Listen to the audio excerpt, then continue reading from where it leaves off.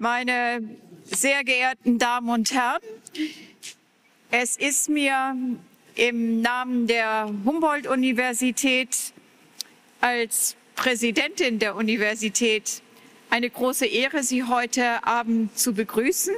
Lieber Herr Kollege Hengartner, Herr Prorektor Schwarzenegger, sehr geehrte Frau Mittwoch, lieber Christoph Schneider, verehrte Mitglieder der Humboldt-Stiftung, meine sehr geehrten Damen und Herren. Herzlich willkommen an der Humboldt-Universität.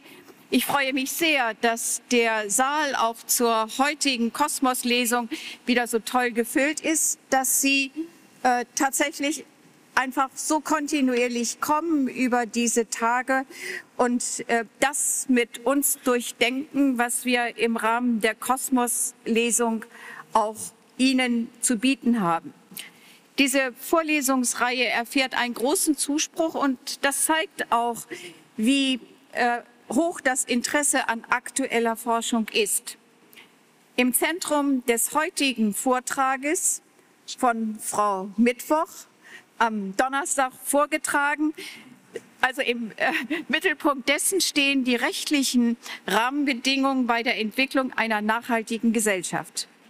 Wenn wir uns das Dreiecksverhältnis von Bevölkerung, Wirtschaft und Politik anschauen, war in den vergangenen Jahrzehnten häufig die Wirtschaft der wesentliche Treiber von Innovationen durch Geschäftsideen. Die Bevölkerung kann durch Nachfrage oder Ablehnung Entwicklung beschleunigen oder behindern. Die Politik kann über die Gesetzgebung Anreize setzen und Verbote regulieren und aussprechen. Im Hinblick auf mehr Nachhaltigkeit im Wirtschaftsleben ist zweifelsfrei die Politik gefordert. Und Anne-Christine Mittwoch wird uns heute aufzeigen, wie vielleicht eine solche Rahmensetzung aussehen könnte.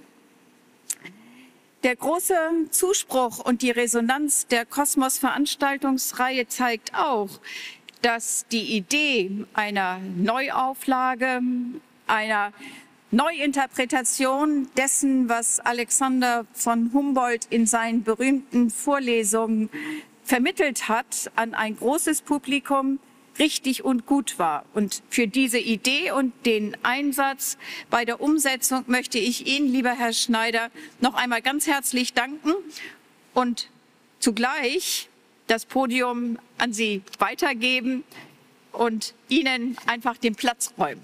Bitte sehr.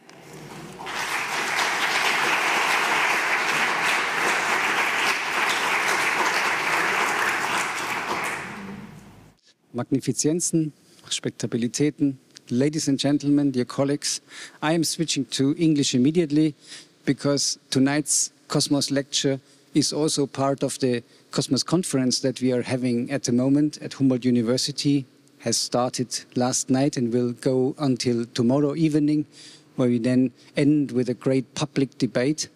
And this conference is international and in English, and so our today's evening also is in English. So, wir werden also heute den Abend in Englisch weitermachen, weil diese Kosmos-Vorlesung gleichzeitig Teil unserer Kosmos-Konferenz ist, die internationale Gäste nach Berlin gelockt hat, aus vielen verschiedenen Ländern.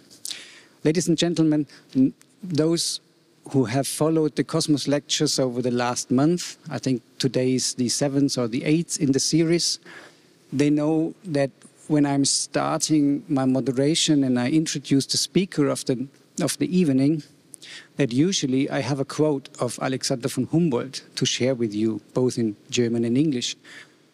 And I was searching quite a while for a good quote, and I just don't take any quote that you easily find in the internet. Usually I'm going through a couple of books and I look for something that really fits to the topic.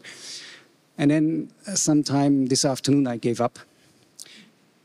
Alexander von Humboldt didn't talk about law, about how to bring his systematic thinking into a legal aspects, bring it into some governance. That was at the time when he was doing his work, this was not a focus.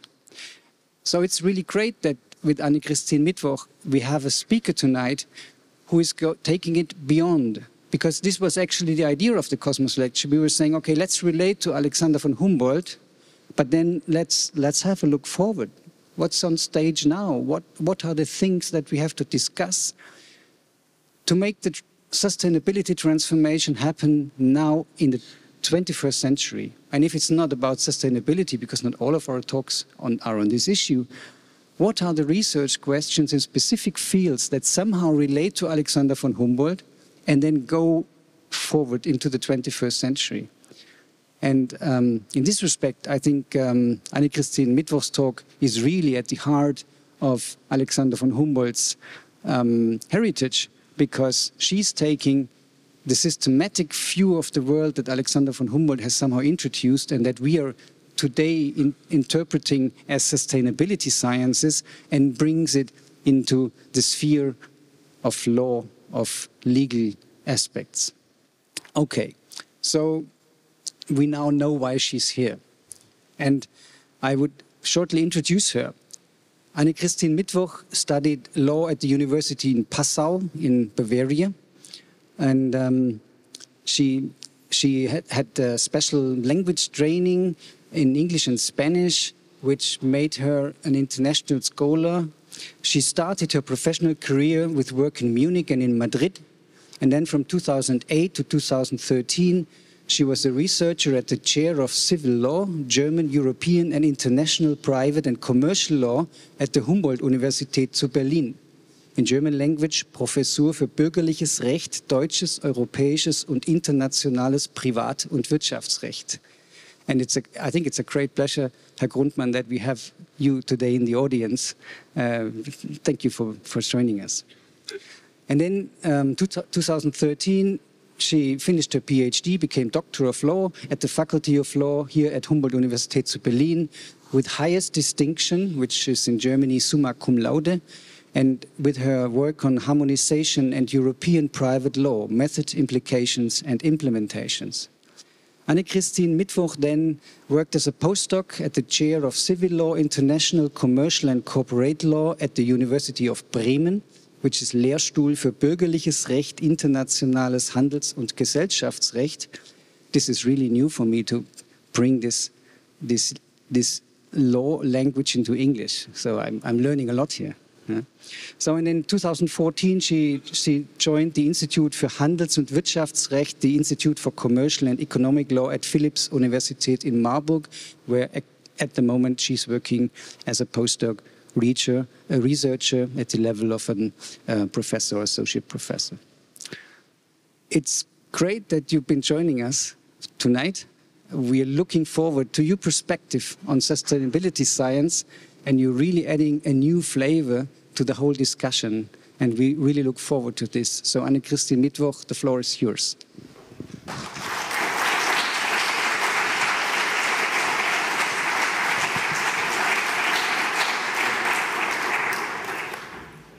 Thank you very much, Mr. Schneider, for this kind introduction. Dear Mr. Schneider, dear Mrs. President, dear ladies and gentlemen, I would like to thank you very much for inviting me to present here tonight. It is a special honor and pleasure for me, not only because today's Cosmos lecture is also part of the Cosmos Conference on Navigating the Sustainability Transformation, but also because it is not self-evident that the legal perspective can and should contribute to the discussion about sustainable development.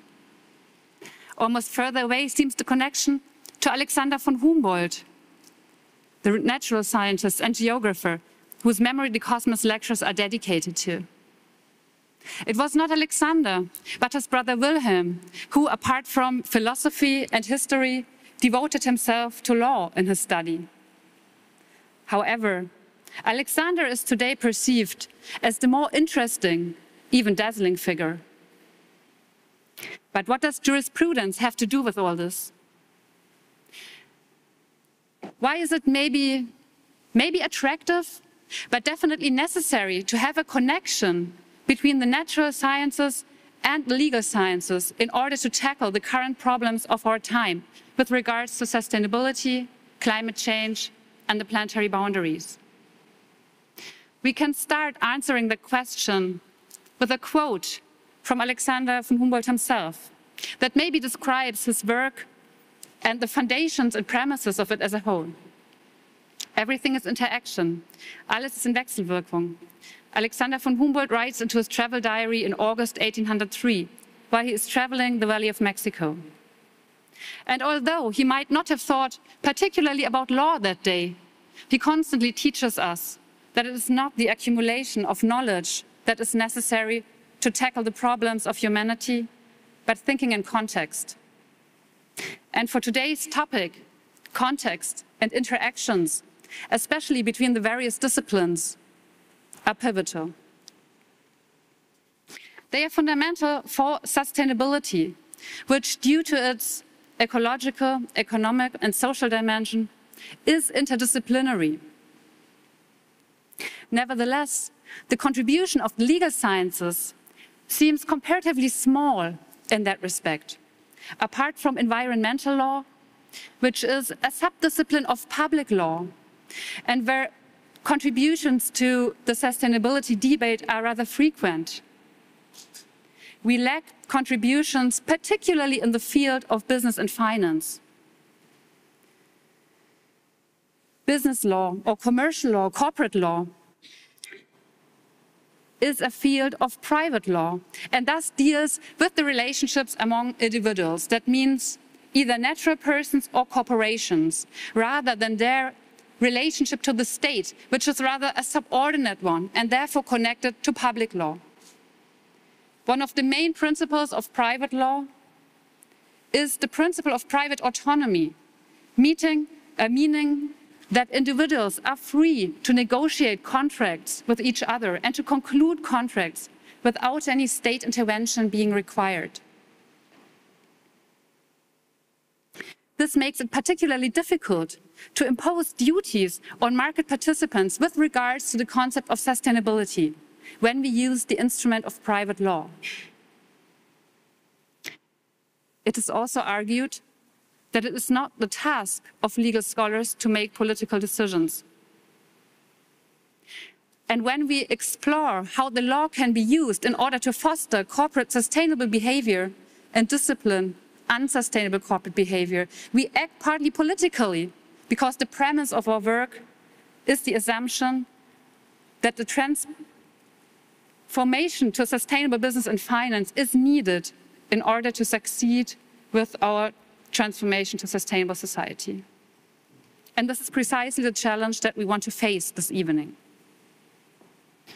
In corporate law, it's particularly important to deal with the concept of sustainability. It has not always been like that. Alexander von Humboldt would hardly have been able to anticipate the impact that transnational companies, global supply chains, and internationally connected capital markets have on today's economy and business and finance. Born in the same year James Watt invented the steam engine, Humboldt just experienced the beginning of the Industrial Revolution, which took part to a large extent within the context of the nation state, which is a much smaller context compared to our global economy that we have today.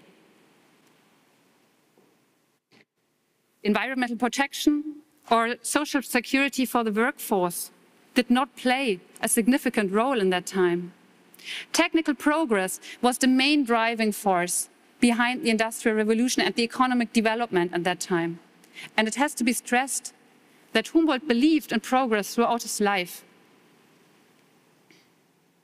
Of course, he was already pointing out the damage that caused by human activity. And he even stated that man raped nature and disrupted its order. Nevertheless, he was convinced that the free movement of goods promoted intellectual exchange between countries and cultures. And he even assumed that man had the right to intervene in nature. However, Humboldt could have probably not imagined the extent to which market participants are doing this today, intervening in nature. The contradiction between the intervention in nature and its preservation is much greater today than it was at Humboldt's time. Business and finance have such a serious influence on the economic, ecological, and social dimension of sustainability that our quote from Humboldt, "Everything is interaction," has a new and somewhat less positive meaning. In order to showcase the relevance of the law of business and finance for the implementation of sustainability, I would like to present one example for each of its dimensions. Thus, we will take a closer look at the interactions Humboldt observed so well, but we will do so with special focus to transnational corporations that dominate the business and finance realm today. We're going to start with the economic dimension of sustainability. We look back a good 10 years ago and remember the developments that triggered the financial crisis of 2007, 2008, finally leading to a crisis of the world economy. The decisive factor here is the interaction between various events. Even though the causes of the financial crisis are still subject of controversial debate, it is certain that this chain events ultimately lead or had dramatic consequences. The subprime crisis led to the banking crisis, that in turn led to the crisis of the financial markets that gave rise to a crisis of the world economy. And thus, the financial market crisis has demonstrated impressively on a global level that everything is indeed an interaction, and therefore a suitable framework is needed for today's business transactions as well as for the equally networked global capital markets. And this regulatory framework was and is set by law. Legal rules therefore play an important and decisive role when it comes to shaping business and finance, and thus our economic system, and making it operational in practice. The financial crisis rightfully questioned the legal framework that was valid at that time, but it did more. It showed that legal frameworks can be changed. As a reaction to the financial crisis, lawmakers of different jurisdictions reacted quickly and changed individual norms. It remains, of course, questionable to what extent adjustments that have already been made are sufficient, or if further transformations are necessary in order to affect not only details, but also the basis of the legal framework of business and finance. Our second example relates to the ecological aspect of sustainability. Interactions between entrepreneurial activities and the ecological dimension of sustainability exist in various forms. On the one hand, the transnational activities of big companies require long supply and production chains. These supply and production chains result in long transport routes, which allow for cost savings on part of the companies, but which result in greater environmental damages in the form of emissions. In addition to rising emissions, the global increase in transport infrastructure also leads to the destruction of natural landscapes because the logistic infrastructure has to be provided. The reduced costs to the advantage of businesses are therefore in clear contrast to the increased costs to the disadvantage of the environment. However, the latter do not have an impact on the corporate balance sheet. They are mere so-called externalities, meaning they are costs that arise during the production process, but which are not paid for by the polluter and which are therefore not taken into account by market prices. Alexander von Humboldt pointed out the dangers of economic activities for natural ecosystems as early as 1800.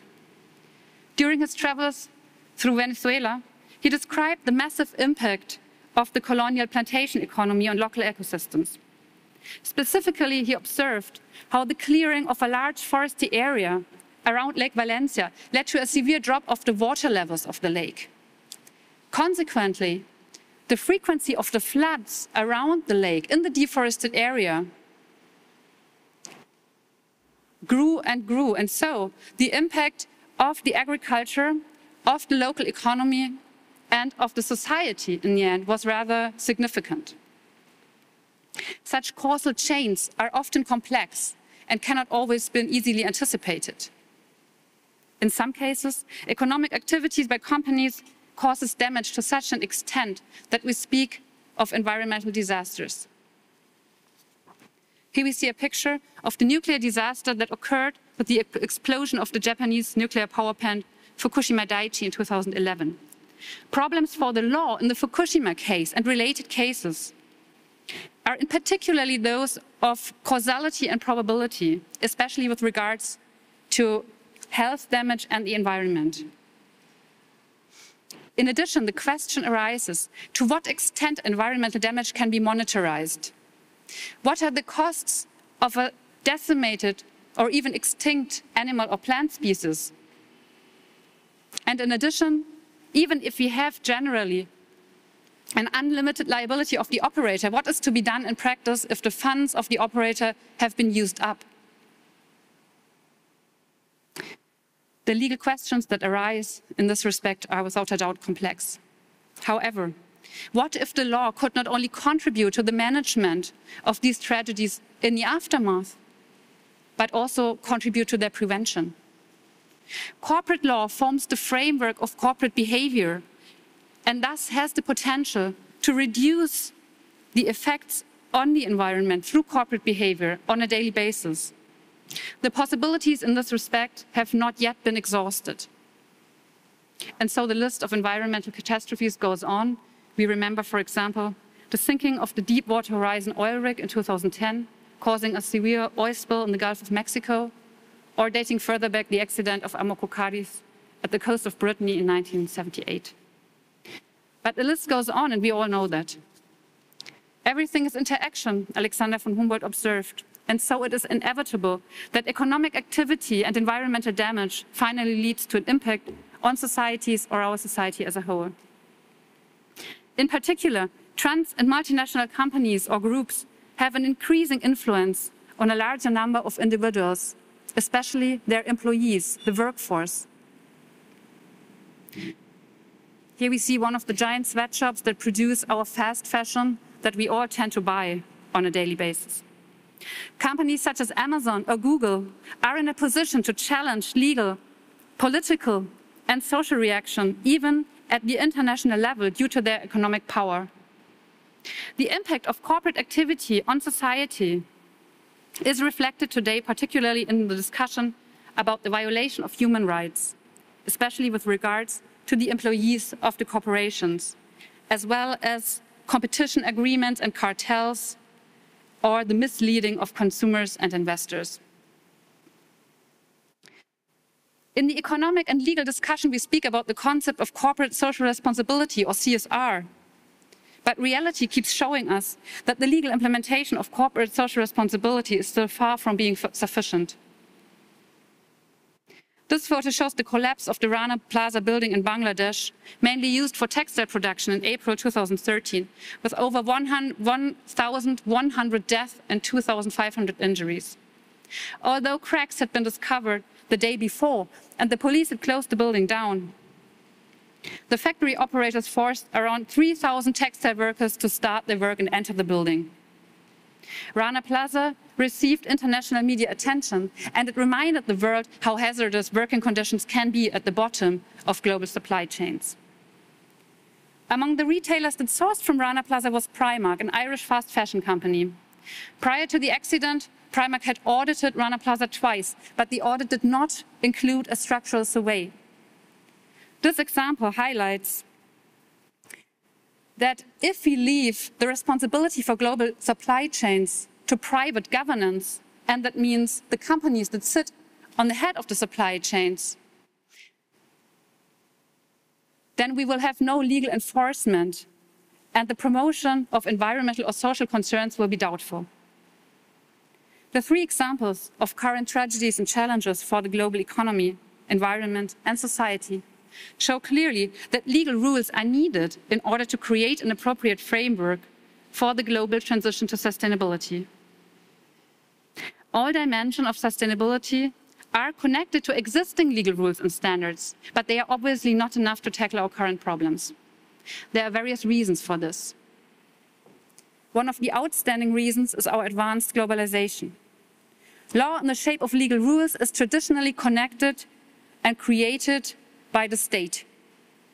But society's current problems are not limited to one state or another.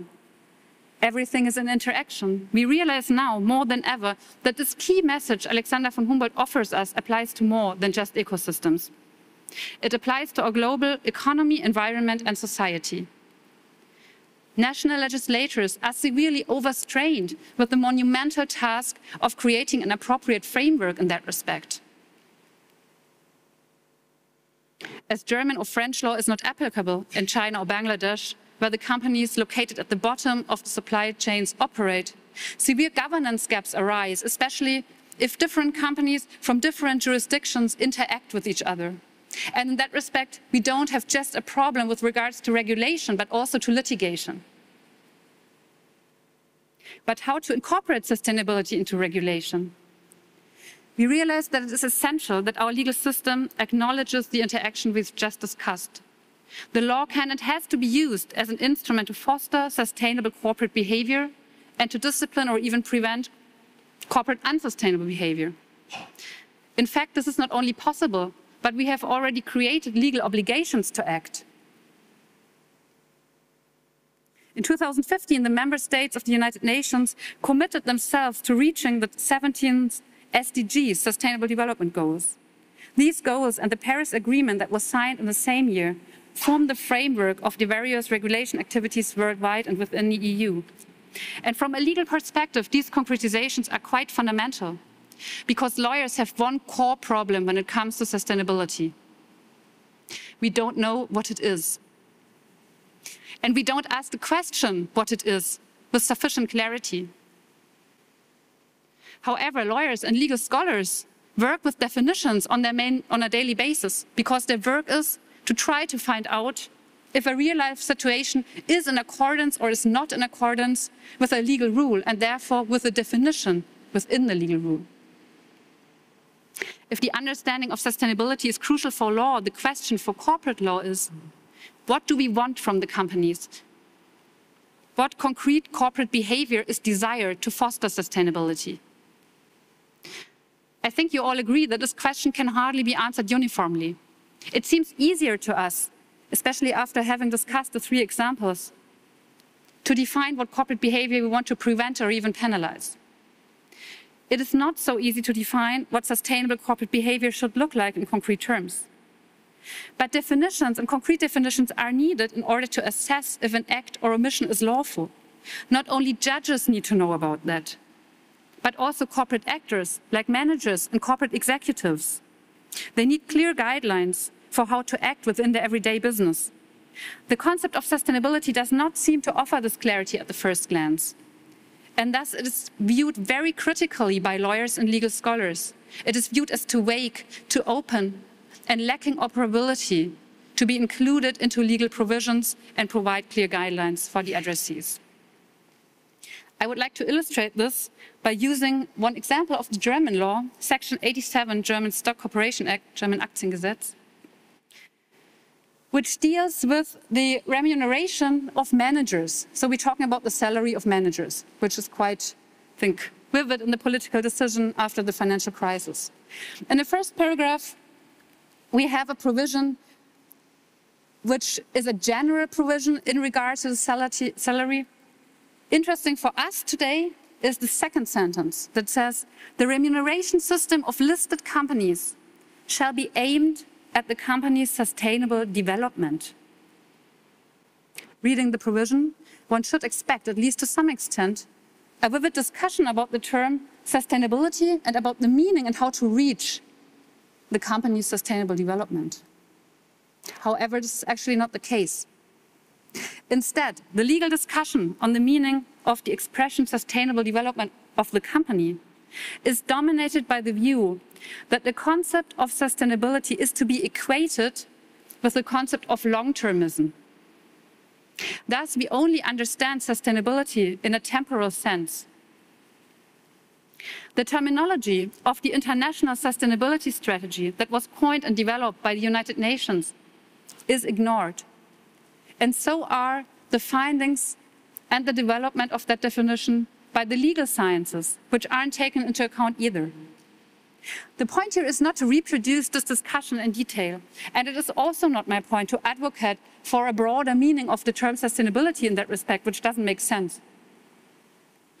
What I would like to show is that the interaction between jurisprudence and sustainability sciences is currently still deficient, if not inexistent. On the one hand, it is not imaginable for legal scholars to link the context of executive remuneration to the concept of sustainability.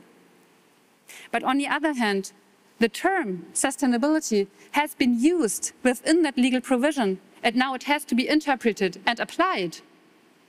The mere use of the word sustainability, excluding its true meaning, does not promote the sustainable development of corporate behavior, but prevent it or hinder it. In this sense, a recognition and examination of the meaning of sustainability in the natural and sustainability sciences is desirable here. Another example can be found with regards to European law. In March 2018, the European Commission published the EU Action Plan on Financing Sustainable Growth. This initiative is to be very welcomed, as it puts the principle of sustainable finance on the plate, and thus it starts to break down silo thinking, linking the sustainability debate to the discipline of finance. In the early stage of regulating sustainable finance, the Commission considers it most urgent to develop a definition of the sustainability principle. This intention is to be welcomed as well, because now you all know the definitions are the key or the keys for us lawyers to operate. However, the current proposal of the Commission falls again short in that respect. The focus in the action plan is almost exclusively on the ecological dimension of sustainability, and it is even narrower. It focuses more or less on climate change. Reference is also made to other environmental aspects, which are exemplified only at a footnote level. The social dimension of sustainability is touched upon only generically, and fundamental rights are not even named once in the action plan. However, this contradicts again the international sustainability strategy, in particular the implementation of the SDGs, which is expressively one of the foundations of the EU Action Plan. It seems as if they have been ignored again this time by the European legislator. But why is it so difficult for legislators to orient themselves towards this concretization of the term sustainability? The answer might lie within the definition itself. Maybe that is the accusation it lacks operability. Again, the United Nations SDGs concretize the UN's understanding of sustainability. It has been criticized at a very early stage that it was not possible to reconcile these objectives, as they have inherent conflicts. And indeed, if we look, for example, at goal number 13, climate change, and we try to reach that, it will be probably hard, or it could probably interfere with goal number 8, economic growth, or vice versa. If you want to reach economic growth and we keep doing it with business as usual, burning fossil fuels and coal, then it will be impossible to reach goal number 13. We must admit that it is really hard to achieve the SDGs as a universal package. However, natural sciences and social sciences have found answers to that problem and a way to make the concept of sustainability more operable. The concept of the planetary boundaries you see here was proposed first in 2009 by Johan Rockström and 28 other scientists of the Stockholm Resilience Center. It assumes that there are 9 critical environmental Earth system processes that regulate the Earth's stability. Associated with them are 9 corresponding thresholds that we need to respect and keep within in order to protect humanity against the risks of irreversible or even catastrophic environmental change. According to Rockström's findings, and this is decisive for us, we can today scientifically quantify these thresholds. Those of you who attend the Cosmos lecture tomorrow will have that explained in more detail by Rockström himself, which I'm looking quite forward to. For our legal perspective today, it is sufficient that if we manage to stay within these thresholds, we create what Rockström calls a safe operating space for humanity. Thus, it is no surprise that Rockström's concept has been picked up by policymakers worldwide, and has been picked up even by the UN and even once by the European Union. You can argue now that the concept of the planetary boundary focuses again only on the environmental dimension of sustainability. So 3 years after this was first published, it was complemented by the work of social scientist Kate Raworth, who added a social foundation to the model. She combines social boundaries, such as access to water, food, energy, education, and so on, with the planetary boundaries. Within the planetary ceiling and the social foundation, according to Rockström and Raworth, lies a safe and just operating space for humanity. Of course, this model does not create a legal norm that can be used easily to assess what entrepreneurial decisions should look like in individual cases. Nevertheless, this model creates a clear corridor within which the activity of business and finance has to be placed if we want to move it within the safe and just operating space. So how come this model does not yet inform the basis of corporate law? And why is it still so hard to implement this way of thinking and acting within the sector of business and finance? There is one answer to that question, and it regards the fundamental barrier to corporate sustainability that we face today. The reason is that business and finance today is dominated by the theory of shareholder value primacy. The theory, in short, argues that public corporations belong to their shareholders exclusively and they exist for just one purpose, to maximize shareholders' wealth. And shareholder value is measured by the share price, which changes quickly and thus fosters short-term thinking. So if shareholder value thinking is to be put first with regards to the action of businesses, environmental and social interests cannot really gain momentum besides the overall goal of profit-making. There is much to be discussed about this theory of shareholder value primacy. But as a legal scholar, I have to assure you of one decisive aspect. It is just a theory. Shareholder value primacy is not a legal rule, and it is not mandatory, and no corporate manager is obliged by law to put the interests of shareholders' profit-making first.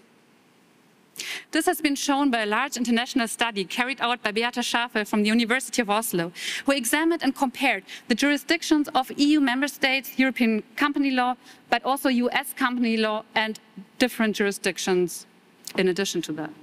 The results of that study has been groundbreaking because it demonstrates that the sustainability transformation of business and science and finance might be easier as we think, with the shareholder value primacy being just a theory and no hard law. But how can change take place? Now I want to show you what the current approaches look like. There are various approaches for promoting sustainability through entrepreneurial activity. And they are not connected or not confined only to German law, national law. The discussion and implementation takes place in a multi-level system. At an international level, we have international law. Then we have the European Union enacting European law. And at the basis, we have the nation states. If they are member states, and they have to transform and apply European law. And besides, they can enact their own national law. And apart from this horizontal hierarchy or vertical hierarchy, we have a horizontal hierarchy too. We have some players like private actors, for example, NGOs, that have gained a lot of momentum during the recent years. And so when we talk about regulation, we have to interpret this meaning broadly in that sense that it is not just national law. I want to showcase now 3 of the approaches we already discussed. The first one is probably the one that is mostly associated or even identified with sustainability in corporate law, CSR, corporate social responsibility. However, a broad regulation of CSR does not exist. In fact, we as legal scholars are again still unsure about its definition, which is again due to the fact that different regulators in different jurisdictions apply different CSR definitions. And the definition of the European Union has changed considerably during the last years. 2001, the EU identified CSR as a concept whereby companies integrate social and environmental concerns in their business operations and in their interactions with their stakeholders on a voluntary basis. And the voluntary basis is decisive. They were free to do so. 10 years later, the Commission changed its definition and now understands CSR as the responsibility of enterprises to for their impacts on society. So the voluntary element is gone now. And that development led to the enactment of the directive or non-financial reporting, which is dubbed in Germany the CSR directive, but this term is rather misleading. Because what does the CSR directive do? It does not formulate specific obligations for corporate behavior. Instead, the directive uses the instrument of accounting. It requires large companies of public interest to provide non-financial reporting on environmental, social, and organizational aspects of their business activities. Thus, companies do not have to act in a certain way, but they have to inform the public about how they act with regards to these topics. In Germany, the implementation of this directive has been limited to just implement the minimum that the directive offers. So we could have done more, we didn't do it. According to Section 289C, German Commercial Code, listed companies, large listed companies that employ more than 500 people on average, have to add a non-financial statement to their annual report. In that statement, they must briefly describe the company's business model and address the question how environmental and labor issues, social aspects, respect for human rights, and the fight against corruption are dealt with by the company. The problem in this context is, however, that there are no binding provisions in EU law of how to present that information. And this is decisive, because without a union-wide standard for preparation and presentation of the information, there is a lack of comparability. And this is critical because the directive relies on the market in order to be effective. Besides the market effect the directive envisages, there are no effective instruments of enforcement if the company does not comply with the obligations of the directive. Thus, it becomes clear that CSR is still to a large extent voluntary, and even more important, it follows a clear business case, the so-called business case for CSR or for sustainability. And I would like to showcase this with an advertisement I found on the website of a US counseling company that counsels SMEs on their way to business success. And there it was stated in this advertisement, corporate responsibility can be a big draw for consumers. And we have a figure which is probably not accurate. 55% of consumers are willing to pay more for products from responsibly, socially or environmentally responsible companies. Thus, the business case clearly aligns the goal of profit-making with the goals of being responsible with regards to society or the environment. The prevailing goal, again, is profit-making, which is put first. And that does not mean that the CSR movement is not a step into the right direction. However, it is not much more than business as usual, and therefore it will not solve the pressing questions of our time with regards to sustainability transformation. But we have to differentiate here, and thus I want to introduce a second and more positive example. Not only do we need legal rules in order to discipline unsustainable corporate behavior, but we need to foster sustainable corporate behavior that already exists. And in fact, we increasingly observe the emerging of sustainable companies on the markets. So the second example is more a bottom-up process that is carried out by a new form of companies labeled as social enterprises or profit and purpose companies. These companies play a pivotal role with regards to sustainability transformation. We have, again, different definitions of how to understand them. In the US American literature, we can find that they are companies uniquely committed to simultaneously earning profits for their shareholders and creating social and environmental benefits. And this is decisive because, and this is what is new, they are business in every sense. They are no charity organizations, but they stand in between and they combine both purposes. And for these kind of new companies, we don't have a legal infrastructure yet, or we are just about to create it. The EU has, again, its own definition, a little bit longer here. An operator in the social economy, they say social enterprises are, whose main objective is to have a social impact rather than make a profit for their owners or shareholders. So the definition of what constitutes such a hybrid vary. You see that because it is a bottom-up process, it is probably not that relevant with regards to mainstream economy, and it's probably still very niche. And you are right. However, we don't have only a small startup culture where we can find social enterprises, but we already observed that big companies that act on a global scale have been converted or are organized now as a social enterprise. For example, Etsy or Patagonia, that you see here, a company that produces outdoor fashion.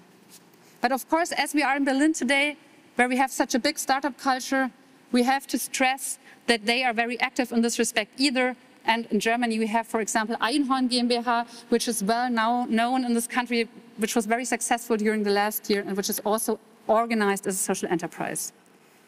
Now, how to regulate social enterprises? In the EU, we have no unique regulation.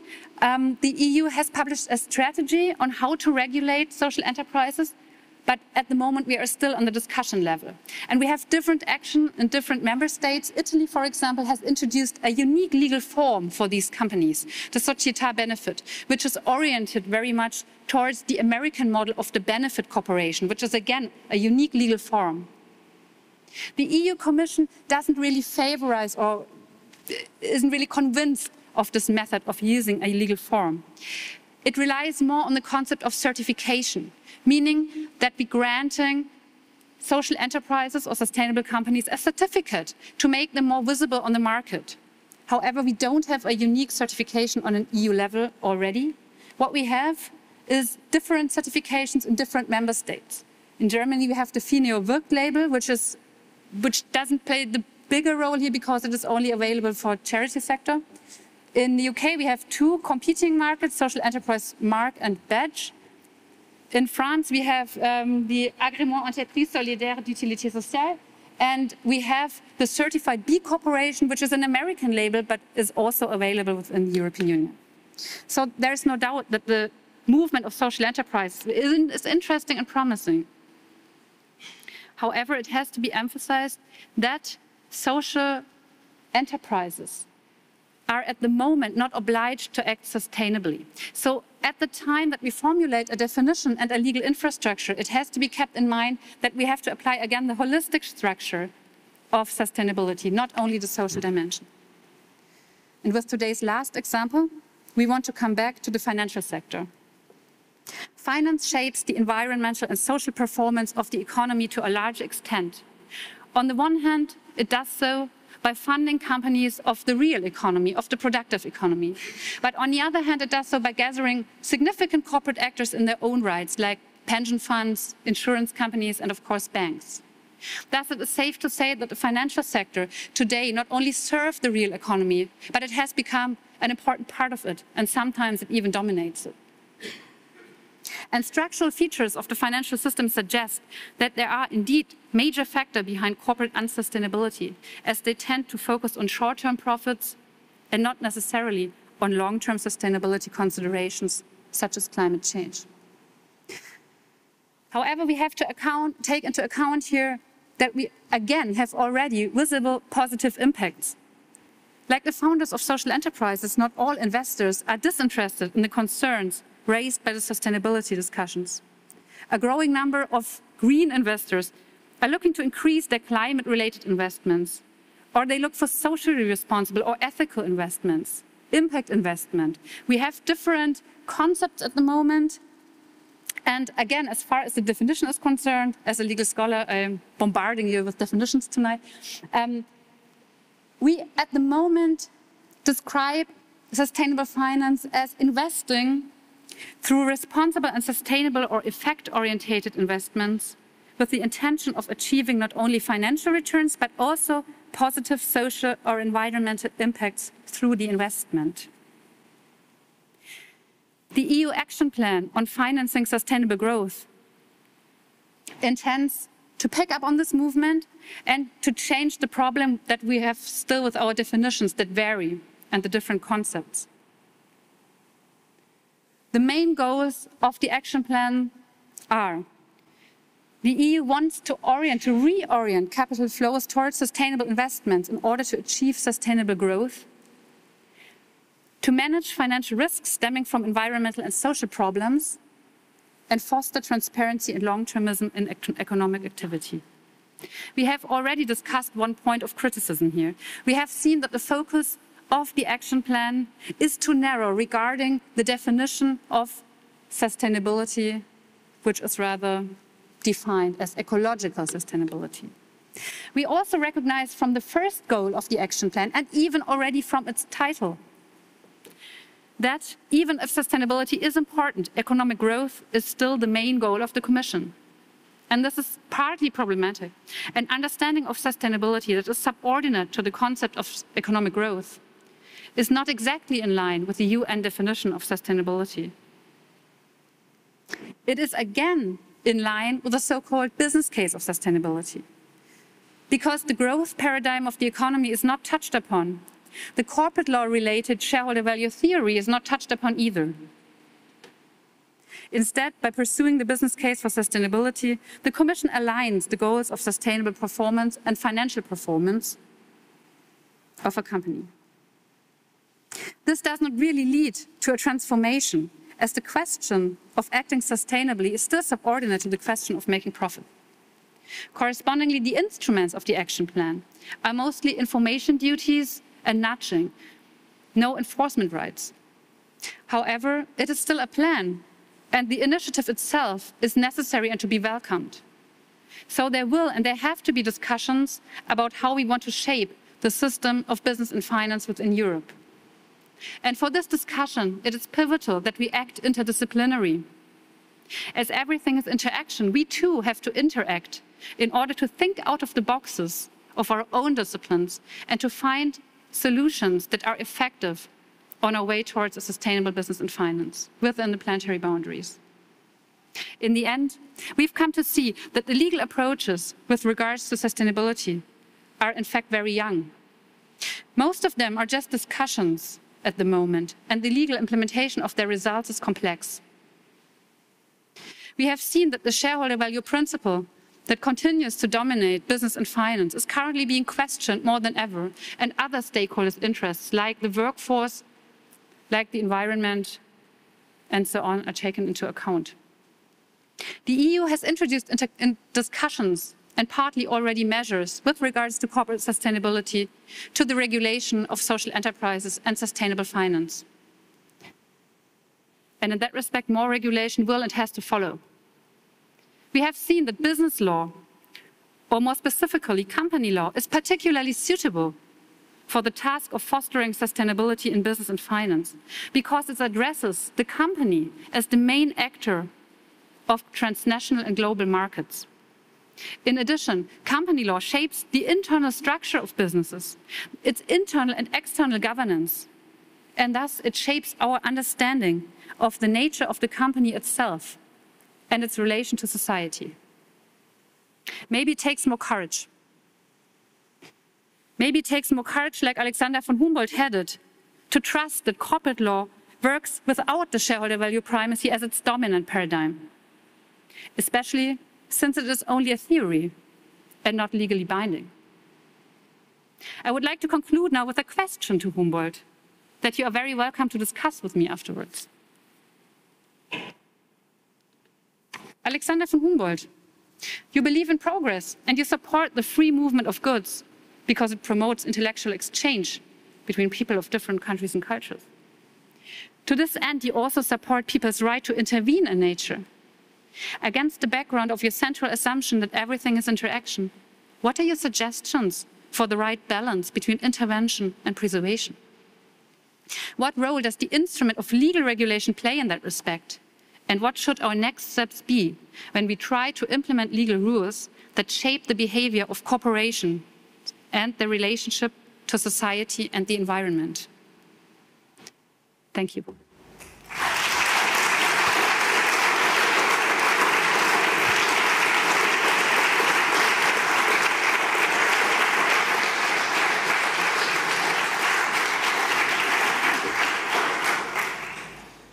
Thank you very much for this bold statement. Please stay on stage because, as you were saying, we got to discuss it. And that's also part of the Cosmos lecture format that we are having here now for all of this year, that other than in a classical lecture where students just leave the room after the professor has finished, here we invite to discuss at least for a couple of minutes and some questions with the speaker. So I open the debate, and if you are having the microphone, please stand up, shortly say who you are, and try to keep your questions short. David, there is someone here in the middle. Hello, thanks very much. I'm Johannes Young, academic assistant and PhD candidate with Andreas Engert at the Free University. So today's very hot, so I'm sweating a lot, but I'm also sweating because your talk was very exciting. So thank you very much, Dr. Mittwoch. And you introduced Patagonia and you introduced the Italian corporate form, the new one for social or benefit corporations. But one might say that is like the Paris Agreement of company law. It is good, but it's not quite good enough because it's voluntary. So we do not touch the paradigm of traditional corporations, the first sector. We just say, okay, if you already decided to be sustainable, then we will promote you. But we do not touch the paradigm of corporations. And so Colin Meyer in Oxford has written a new book. It's called Prosperity, and it's excellent. And what he says is that Milton Friedman is dead, and let's not say, long live Milton Friedman. Let's say we need to change the paradigm of a corporation, the traditional corporation as well. And what we need to say is that we have a wrong look at the relationship between purpose and profit. So we need to say profit is a by-result of purpose, and purpose is not by result of profit. And do you think we need to change, so the question is, do you think we need to change the Gesellschaft as such and not only promote social corporations? I think I noticed that the benefit corporation has come quite under fire recently, which is justified. I think this question can't be answered uniformly because it depends on each jurisdiction. As I'm a German legal scholar, I think it's safe to say that with German law, we have our pluralistic approach that is, in my view, it doesn't have to be changed that much. We just have to be conscious of how it was originally meant. I think the principle that the German corporate law already encloses are a good idea in order to foster corporate sustainability. But I think they fall short because the discussion now is very influenced by the US-American approach on shareholder value primacy. And so the whole debate about corporate governance has become very narrowed in the last years. So I think it's safe to say that with regards to German law. But of course, in other jurisdictions, you have to do it otherwise. The main factor, I think, is, yeah, we should change it, but we don't have to change the legal rules that much, as the corporate or the shareholder value primacy is not a legal binding rule anyway. So change is already there, maybe, but it has to be interpreted as such. We have a second question here in the middle row. My name is Jan-Erik Schirmer. I work just across the street. I'm also a legal scholar. I'm a postdoc at Humboldt. And thank you, Anna, for this really inspiring talk. I could listen to you all night, you know that, but that was really inspiring. Thank you. I have just one short question. My question is, we talk about how law should change according to sustainability. And when you talk about that change, are you talking about change through regulation, through new laws, or are you talking about change through, let's say, courts and court decision, or even legal scholars? Because I actually have troubles, and I'm still trying to figure out how that should work, how judges should be able to actually make decisions according to sustainability. You talked about this framework and the planetary boundaries. How should a judge actually make a decision according to planetary boundaries? How is she able to do that? Thanks, Jan, for this question, which is indeed crucial and necessary. I think, again, and this was what I'm saying, that change isn't needed that much. We have to apply the law as it is. And I think with German company law, and I'm speaking of company law in that respect, we can really operate to pave the way towards sustainable corporate behavior. In Germany and in other legal jurisdictions, we have general clauses and we have terms that are open, awake, and we operate with them on a daily basis. So I think it is not out of this world that we should include another one, like sustainability, which has already been well defined and developed with the concept I just explained. So I think it is possible to do that, and judges, I think, can and should do it, because I mean judges have also to consider the European law on a daily basis, which they are probably not capable of all the time, but they are doing this. And I think this is a process that has to be started and that will evolve, and I think we can do it. Maybe some changes are needed, but these are minor ones, and maybe afterwards in the longer discussions we can go through them. But I think it is not needed that much, like acting like changing the wording of the core legal provision of company law. I think this is not definitely necessary. We have another question in the very back there. If you please stand up, shortly say your name. Thank you. Yes, thank you very much. My name is Hanna Birkenkötter. I'm also a fellow lawyer, although from a neighboring discipline in the sense that I'm not a private lawyer, I'm a public lawyer, I'm a public international law scholar. And my question relates actually to that. So you were talking about private law, about corporate law mainly. As a public international lawyer, for me, when I hear the words transnational corporations, sustainability, CSR, how to make that binding, what comes to mind is a human rights initiative. There are negotiations going on, have been stalled for quite a while on a business and human rights treaty. So that would be regulatory standards, but coming from quite a different angle. So my question to you is twofold. One is, so you just said corporate law in and of itself does not necessarily need to change much, but what about prohibitions? What about the real, sort of like the public law aspect of where you prohibit certain behavior for companies? That wouldn't necessarily be corporate law per se regulating that. That would probably come from a different legal field. But what are your thoughts on that? And if that is an aspect, if that is a factor, don't we as a discipline, as a legal discipline, not only need interdisciplinary research with social sciences, but also intradisciplinary research where public lawyers talk more to private lawyers to understand where we're all coming from? Because I believe the angles that we take are sometimes quite different. Thank you. Yeah, thank you very much. We definitely need more intradisciplinary work. Definitely public lawyers and private lawyers have to work together. And I think it is a good thing to have public norms and prohibitions and everything that you were suggesting. However, I think this is not enough, as it does not touch on the structure and the nature of a corporation itself. And I think that if you want to change something within the corporation, then you could possibly do this, because it is not that as if we never had this in German law. We had until 1965, we had a provision in German law that the company, the corporation, should work for the common good. So this was the purpose, the expressively stated purpose of corporations. It was not the shareholder value. The Aktiengesetz of that time didn't say anything about shareholder value, but it said that the corporation had to work for the common good. And there is a discussion if we should put something like that into the Aktiengesetz again. And it would indeed have a signaling effect. However, again, it had to be interpreted and applied, and so on and so on. So, yeah, this could be one instrument. But I think sustainability of corporations, business and finance is a jigsaw puzzle. So we have to work together, not only different disciplines, but also within a discipline. And these are all important steps to do. Yeah. We have 3 more questions and then we close down the debate. The first one is over there. Yeah, thank you very much for your talk. My name is Sigrid Rösner. I'm a geographer from the Geo Research Center in Potsdam. I'm not from the legal field at all. However, I would like to come back to your question about interaction, and because you have often mentioned now the German law, corporate law, and I'm wondering, as an outsider who's just reading the news, to what extent does the German corporate law still matters?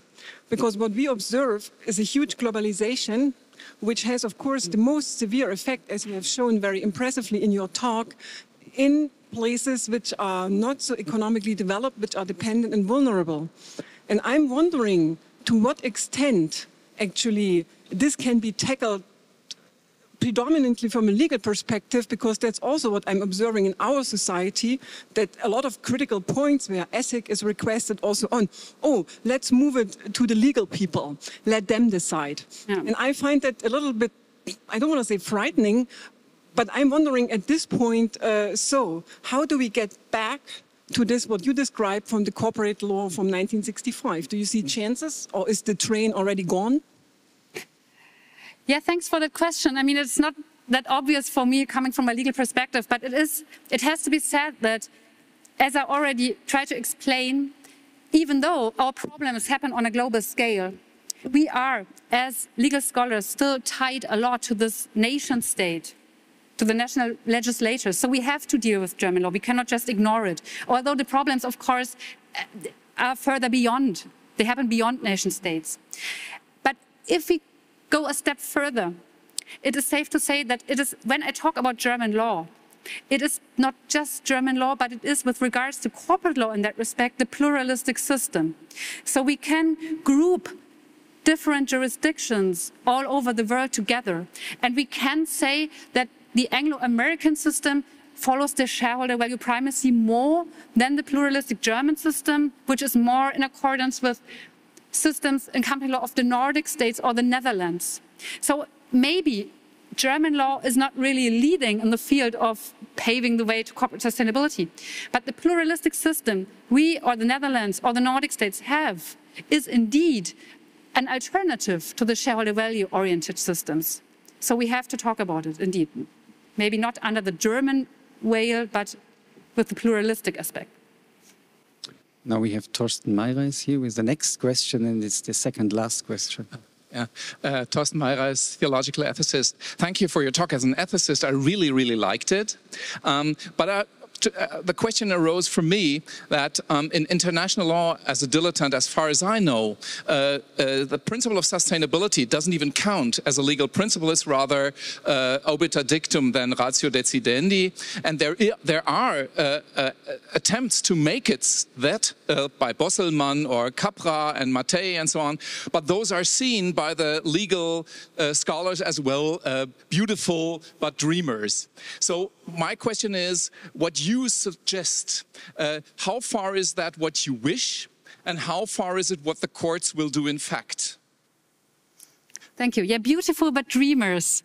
I like this phrase because it can always be stated when you deal with sustainability in company law. And of course, when you look at international law, it is relative. That means it's just binding when you subscribe to it. Otherwise, nothing will really happen. And the initiative to create obligations with regards to fundamental rights and so on have not been successful in that respect, that we have created these obligations already. But I think it is a process. What seems now really unthinkable might look different a few years ahead. And so I think it is maybe not out of reach that judges will finally apply these principles, but we have to enact them. And maybe we start, as we are Europeans, we start with the European level, because the EU has a lot of initiatives and discussions. And we can take part, not only as legal scholars, but as scholars from different disciplines. And when we create the obligations there, or when we create them, for example, within the social enterprise movement, which seems niche and not really relevant with regards to mainstream company law, we can see how and that it works. And then we can maybe use the fruits of this process for the mainstream discussion. So even if successes seem small, they are necessary steps on the whole picture. So this is now your time. Berthold Kuhn, Freie Universität Berlin. A short question to end with. In your talk, you did not touch upon the question writing the principle of sustainability into the Constitution. There was an ongoing debate earlier this year in the Parliament. What's your point of view on that? Yeah, thanks. I'm not a constitutional lawyer, but I know the debate, of course. I have discussed this quite a lot with colleagues, and I think my personal view is that it would be good to have it in the Constitution, not as an enforceable right, not as a fundamental right, of course. It would be a goal of the state, more or less. For example, it could also be positioned in the preamble or elsewhere. But I think it would have a signaling effect. The Norwegian Constitution, for example, has it. They have the sustainability principle in the Constitution. In Germany, we have a discussion about where to put it and how to express it. But I think it would be good to do it. Yeah, even if it's not enforceable. I mean, as a fundamental right, this is not the point of discussion, but it would be welcome, in my point of view. Thank you. Ladies and gentlemen, before I let you off the hook, there's 3, maybe 4 items, very short. The first one is, when you have left this this room here with its kind of unpleasant climate at the moment, you're welcome to join the party downstairs in the Court of Honor, the Ehrenhof of Humboldt-Universität zu Berlin. There'll be the Science Busters, there is something to drink, and there'll be a party tonight, which is part of the festival week that we are celebrating at the honor of Alexander von Humboldt. The second, for those of you that are participants in the Cosmos Conference, now we have heard so much about Johann Rockström that you should be there tomorrow morning, 9 o'clock, when Johann Rockström joins us in the Reuter Auditorium in Dorotheenstraße 24. He actually just sent me a mail with a link where I should download his slides for tomorrow's talk. So he'll be there, and you are dearly invited as participants of the Cosmos Conference to join at 9 o'clock for Johann Rockström's talk. If you're in Berlin, join us, please. And the third one is that, as always, you know that those that are coming regularly here to the Cosmos lecture, that outside usually you have this bookmark, which is a bookmark with, on the back side, the information of the specific Cosmos lecture that we are having. So today it's the bookmark with Anne-Christine Mittwoch's name and title. And I'm using this here because our speakers, they get the whole set in once. You don't have to come all the time. We give it to you, the whole set, that like we do it always. And I use it to advertise next Cosmos lecture, which will be only in October, when the winter term has started again. On the 24th of October 2019, we have Ulf Bündgen. Sounds very German. He's a German, but he's a geographer at the University of Cambridge now, and he'll be talking about interdisciplinary environmental archives from trees. So it's about dendroecology.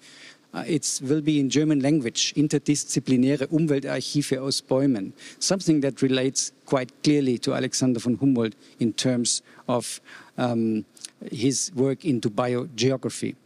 Now, today, this evening, I have learned really a lot. This was a bold statement. I fully enjoyed your talk. And what I really learned is that here at Humboldt University, we have to make an effort to integrate the Faculty of Law more into the IRI thesis, the Integrated Research Institute of the Transformation of Human Environmental Systems, because there is so much that we can learn from law, and there is so much that we can share together to develop those principles that you have been arguing for so boldly tonight. So thank you very much for your contribution tonight. I think we are really proud here at Humboldt-Universität zu Berlin that you are an alumna of our university. Thank you very much.